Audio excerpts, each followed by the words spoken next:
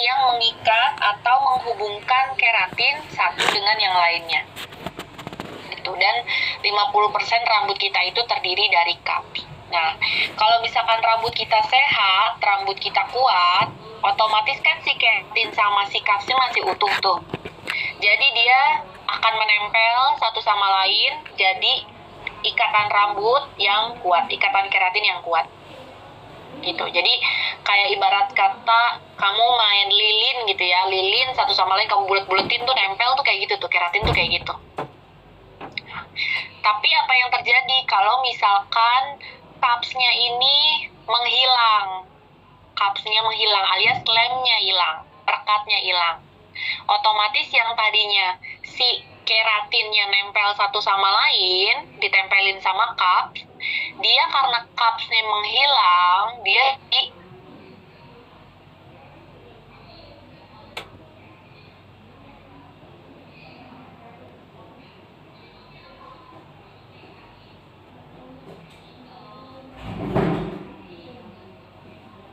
perawatan rambut, nggak pernah masker, sinar matahari lah itu pokoknya. Jadi itu hal-hal yang bisa membuat lama-kelamaan kaps kita menghilang, jadinya ikatan keratinnya itu dia lemah, akhirnya jadi putus, rapuh, rambutnya jadi rusak. Makanya kalau rambut yang sehat sama yang kuat, ya,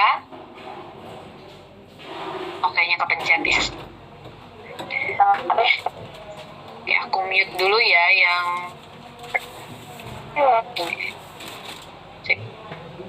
lanjut. Nah, jadi kalau teman-teman lihat di sini, kalau rambut yang sehat dan kuat, dia banyak kapsnya. Jadi yang bulat-bulat tuh keratinnya ditempelin sama si kapsnya. Tapi kalau yang di bawahnya, teman-teman bisa lihat kan, bulat-bulatnya ada, tapi kapsnya hilang. Dia jadi warnanya tuh hitam tuh. Dia kapsnya hilang, akhirnya dia jadinya si keratinnya berantakan, nggak tahu bunga sama siapa, nggak menempel dengan keluarganya. Itu jadi kalau kapsnya hilang, rambut kita udah pasti rusak. Oke, sampai sini ada yang mau bertanya? Oke, aku punya 2 pertanyaan. Coba yang bisa jawab ya. Pertanyaan pertama, apa elemen utama pembentuk rambut? Coba sebutin namanya yang duluan. April. April. Tar dulu. Tadi siapa yang Erni? Herna? April. Rian udah. Boleh April dari salon mana? Lisa dari Chandragupta. April dari Chandragupta. Coba jawab. Elemen utama pembentuk rambut kita apa? Yang pertama ada asam amino. Kita sebutnya dengan apa? Rian. Nanti dulu Rian. April, coba jawab. Ayo, nanti kalau belum berhasil aku lempar baru ke yang lain pertanyaannya. Dani ya. Keratin. Oke. Si keratin ini dia itu apa? Dia elemen pembentuk rambut kita, tapi dia ini terdiri dari apa sebenarnya si keratin? Terdiri dari 18 asam amino yang terhubung menjadi satu. Oke, Cuco. Sip, April aku kasih poin 1 ya. Berarti tadi baru Rian dapat poin 1, April dapat poin 1. Sekarang pertanyaan selanjutnya. Ada yang bisa jawab? Ini dulu ya, sebut nama. Jangan langsung jawab. Apa yang terjadi apabila rambut kita kehilangan kaps? Tadi itu kaps baru banget dibahas. April, Mbak. Putra, boleh Putra tadi pertama tuh. Putra dulu ya, kalau Putra belum benar, baru aku lempar. Coba Putra, apa yang terjadi apabila kaps rambut kita mengalami kerusakan atau hilang? Kapsnya gimana? Rambutnya gimana? Rusak, rapuh, dan patah-patah. Tapi gimana? Kenapa dia bisa rusak, rapuh, dan patah? Karena apa? Menghilang karena disebabkan contohnya styling hari-hari, chemical, paparan matahari, gitu. Ya dia itu tidak menyatu lagi, menghilang. Betul, itu yang tadi aku cari-cari kata-katanya adalah cupsnya menghilang, jadi dia rusak dan Rapuh. ya rapuh atau ikatan keratinnya Nah, hilang. Oke, Cuco. Oke, berarti Putra aku kasih satu poin. Berarti tadi udah 3 orang ya yang dapat poin. Oke, aku lanjut dulu, nanti akan ada pertanyaan selanjutnya. Oke, Cuco nih berarti pada merhatiin. Oke, aku lanjut. Nah, jadi teman-teman gitu ya. Tadi kan kita udah bahas tuh soal struktur batang rambut yang udah rusak. Tapi sebenarnya banyak gak sih wanita gitu ya, terutama, walaupun banyak cowok juga sekarang yang udah pakai proses chemical gitu ya, yang di perming, yang di color. Tapi kan sebenarnya paling banyak tuh tamu kita wanita gitu ya. Sebenarnya banyak gak sih wanita yang punya permasalahan batang rambut yang rusak atau masalah rambut rusak gitu ya. Jadi nyatanya setelah diteliti gitu ya, setelah penelitian dokter-dokter kita dari Paris, Prancis, dia bahwa gitu ya di dunia gitu ya 80% wanita di dunia itu sebenarnya mengalami masalah kerusakan rambut. Sebenarnya nggak usah deh di dunia, kita aja di salon jarang banget kan orang datang ke salon rambutnya masih cakep banget, masih sehat, masih virgin tuh jarang gitu. Pasti deh at least dia udah pernah sehari-harinya pakai catokan, dia udah pernah di color, dia udah pernah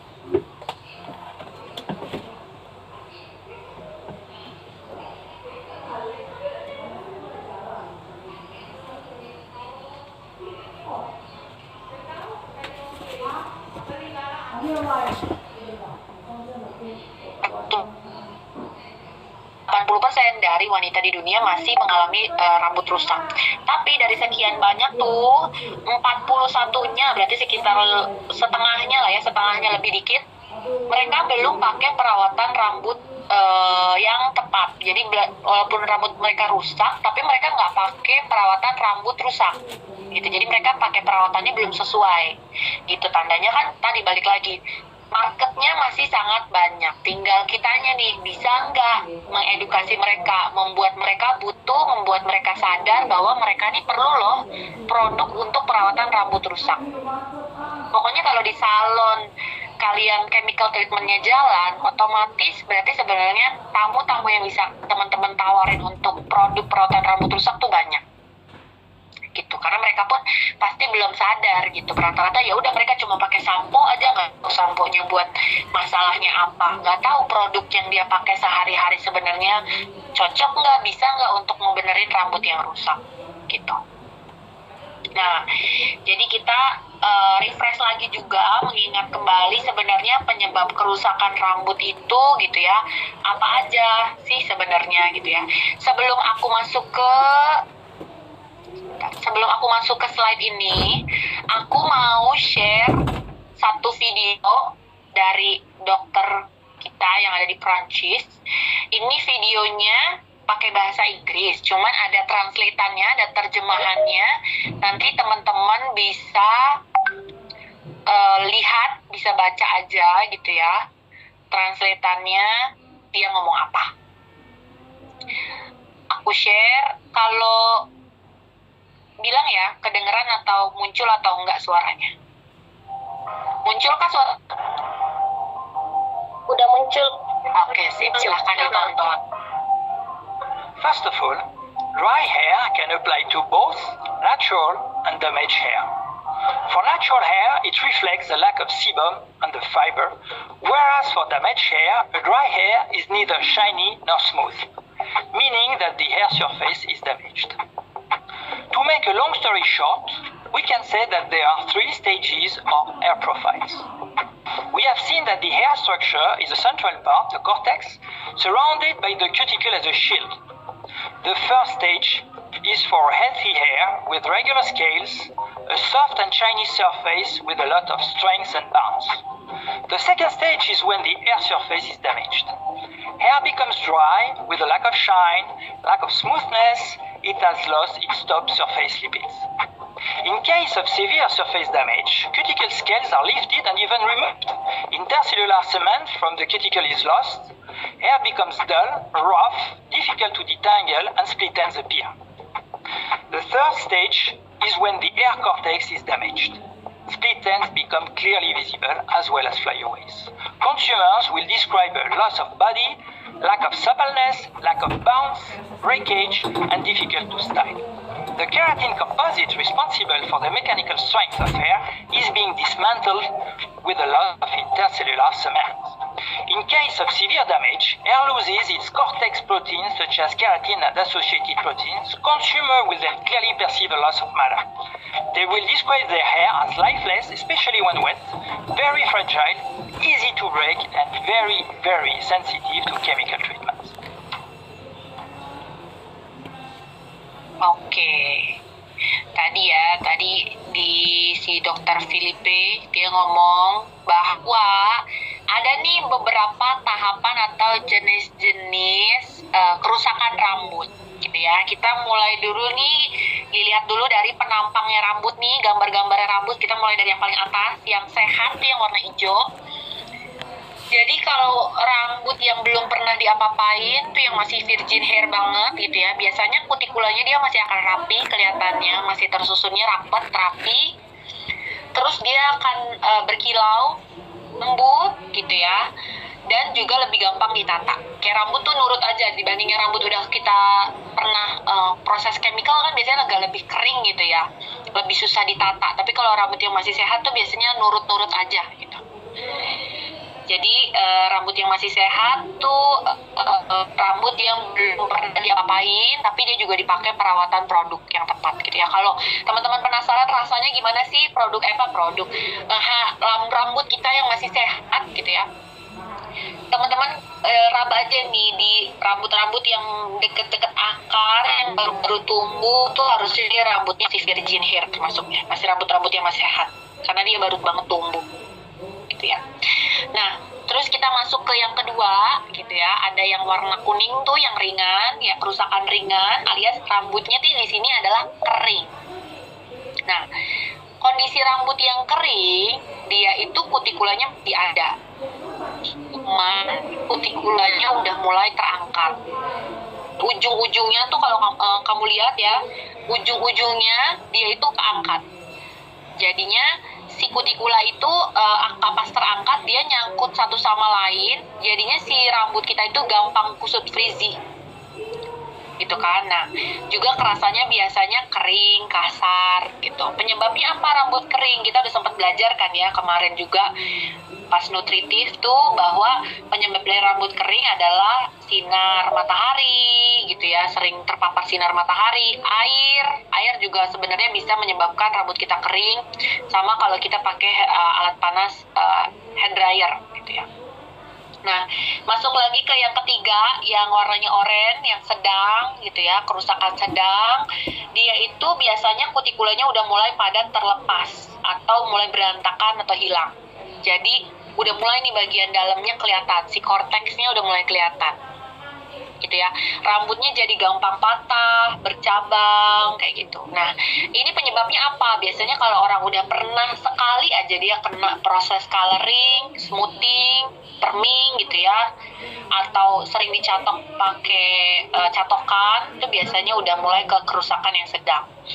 Tapi kita masuk lagi nih ke yang keempat, yang merah, yang berat nih, yang gawat nih, justru dia kutikulanya bahkan udah hilang, bahkan sampai ke korteksnya dia udah mulai keropos atau udah mulai kopong alias kosong. Makanya kalau orang yang rambutnya rusak parah tuh biasanya kalau dilihat di kamera diagnosa dia kayak sedotan atau enggak kayak berantakan aja, dalamnya kayak putus-putus gitu, kayak ada garis tapi putus-putus. Nah, itu tuh sebenarnya korteksnya yang udah mulai berantakan atau mulai keropos gitu. Jadi si rambut itu tuh dia sangat-sangat rapuh, mudah patah karena balik lagi tadi ikatan keratinnya dia udah mulai terputus akibat cupsnya mulai menghilang. Kalau di rambut yang kerusakannya berat. Nah, biasanya ini orang-orang yang rambutnya crispy. Bentar, aku mute dulu.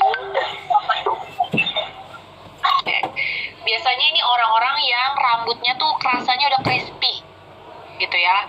Orang yang udah sering cat bisa sebulan sekali, udah gitu sering juga sekalian di smoothing, misalnya di perming juga gitu. Apalagi yang bleaching level tinggi, tapi nggak pakai sama sekali nih perawatan rambutnya, cuma pakai sampo doang, nggak pernah pakai masker, nggak pakai conditioner, catokan juga nggak pakai perlindungan. Ya udahlah, itu udah pasti dia akan masuk levelnya ke kerusakan yang berat gitu.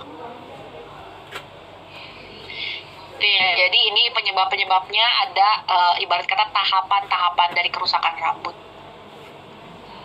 Nah, ini gitu ya, kalau lebih jelasnya lagi, ini adalah gambaran rambut yang damage atau rambut yang rusak. Jadi permukaannya tuh udah gerak ya, kutikulanya udah buka, udah kelepar.